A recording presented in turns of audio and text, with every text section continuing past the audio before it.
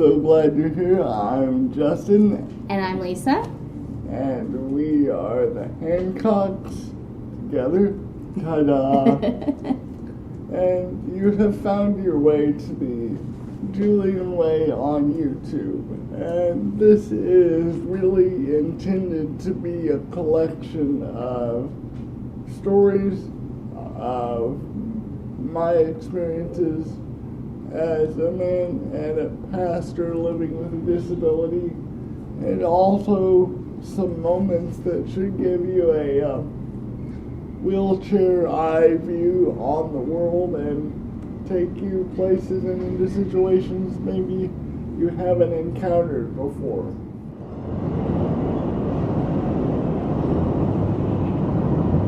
Okay, where are we going? We're gonna cup of coffee. Sure, follow Aaron. And my lovely wife over here will provide the lion's share of the intelligence and the incisive commentary that I am sure you're looking for as well.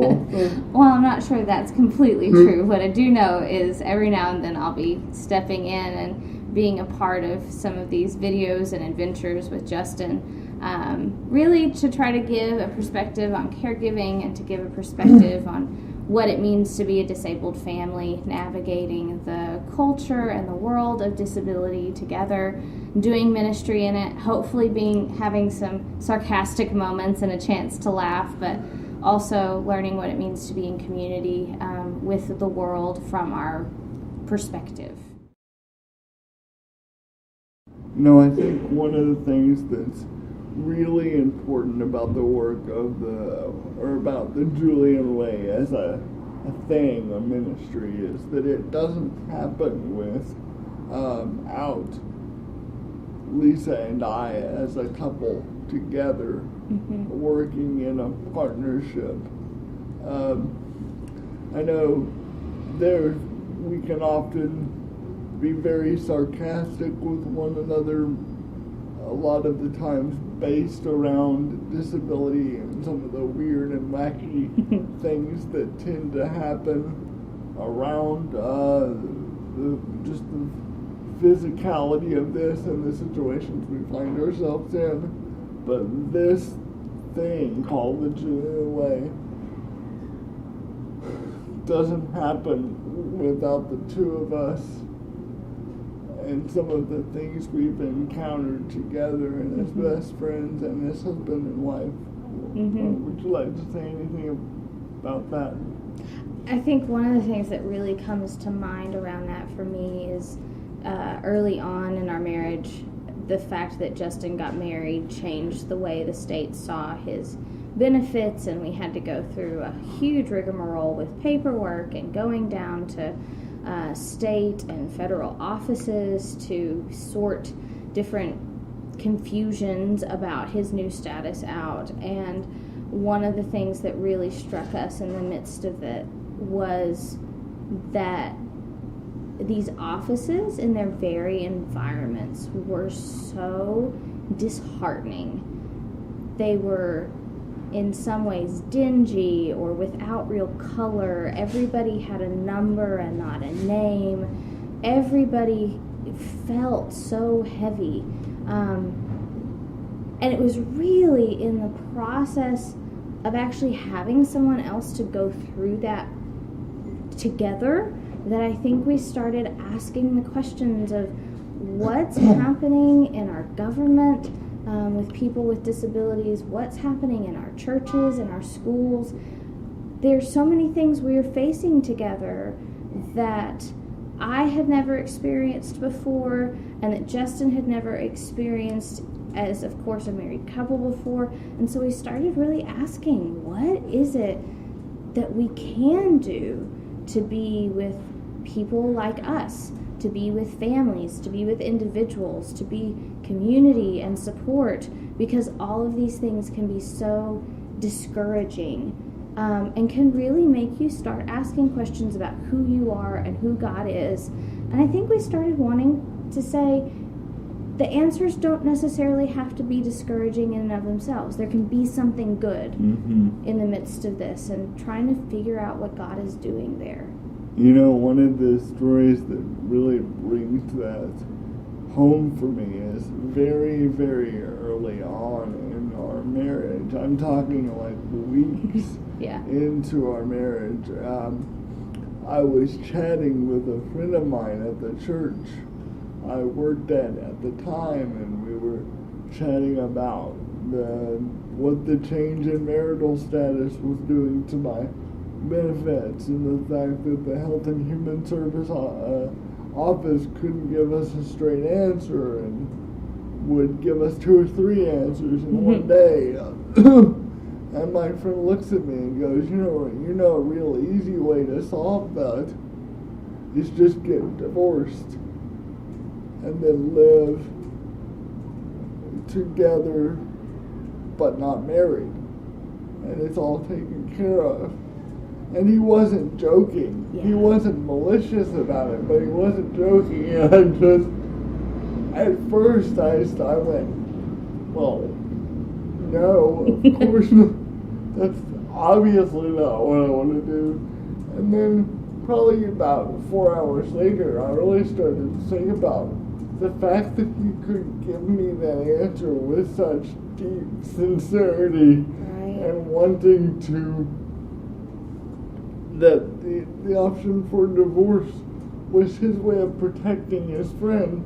And I'm not saying anything about divorce specifically as a thing, but just that in our situation, that's what would work out. It just was shocking to me. And that really told me how narrow of a scope a lot of people with disabilities and their families are given to look through and to live life through. And then not every story we have is quite as like shocking or as serious as that, but it really brought it home to me in that moment, just what we were dealing with. I really think that, correct me if I'm wrong, Justin, those are the kernels.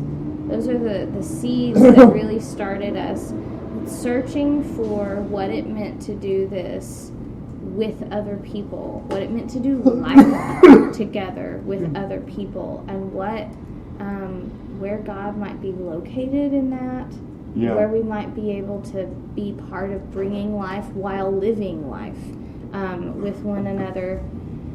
So when we finally moved to Dallas and I started seminary and Justin was looking for ministry jobs, and we got connected with an organization called the Missional Wisdom Foundation that does intentional communities and what we would call like micro worshiping communities, so like house churches with particular people groups that need help coming together but aren't always welcome or able to get to a quote-unquote normal church building.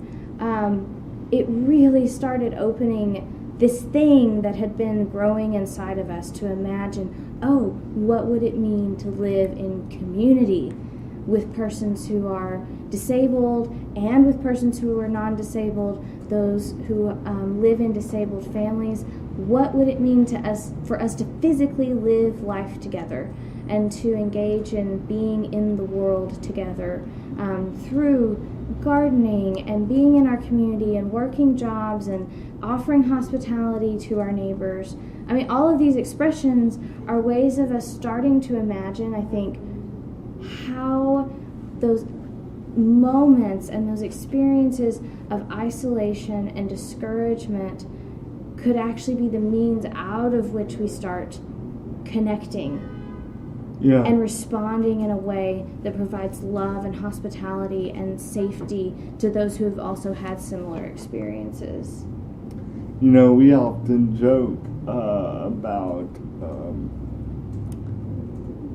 disabled people, or the world has this perception that people with disabilities are on par with, like, the Tooth Fairy, leprechauns, various other mythical creatures. I prefer to be a hobbit because you know, anytime I can squeeze in 11 C's during the day or second breakfast, why not?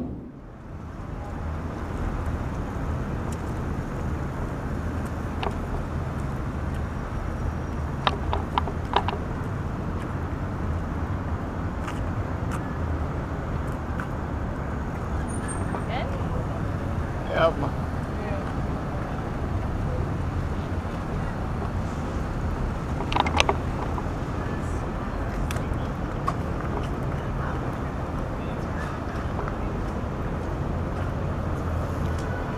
Thanks. Sure, man.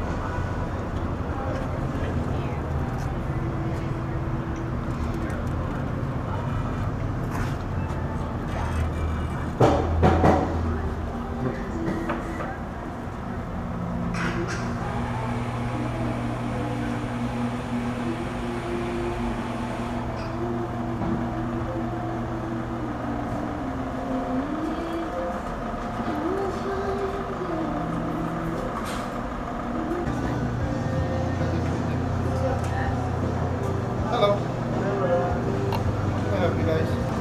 You still do cortados? Yes, we do. You want it for here to go?